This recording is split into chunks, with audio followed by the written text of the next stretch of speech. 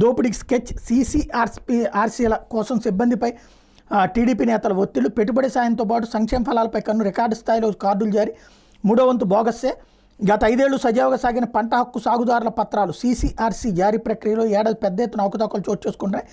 ప్రతి రైతుకి 20,000 చొప్పున ఇస్తామన్న పెట్టుబడి సాయంతో పాటు ఇతర సంక్షేమ పథకాల లబ్ధిని కాజేయడమే లక్ష్యంగా కౌలు కార్డుదారులను అధికార టీడీపీ నేతలు కాజేస్తున్నారు. కనీసం సెంటు భూమి కూడా లేని వారితో పాటు సాగుకు దూరంగా ఉండే టీడీపీ కార్యకర్తలు సైతం సీసీఆర్సీ కార్డులు పొందుతున్నారన్నటువంటి వార్తని హైలైట్ చేశారు.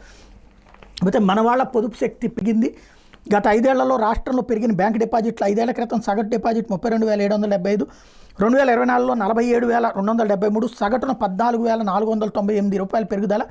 2023లో ఆర్థిక సంస్థల్లో భారత కుటుంబాల పెట్టుబడి 29.7 లక్షల కోట్లు, బ్యాంక్ డిపాజిట్లు 9.92 లక్షల కోట్లు, పీఎఫ్ నిధులు 6.26 లక్షల కోట్లు. దేశవ్యాప్తంగా డిపాజిట్ల పెరుగుదలపై ఎస్బీఐ రీసెర్చ్ నివేదిక చెప్పింది అన్నటువంటి వార్తని రాశారు.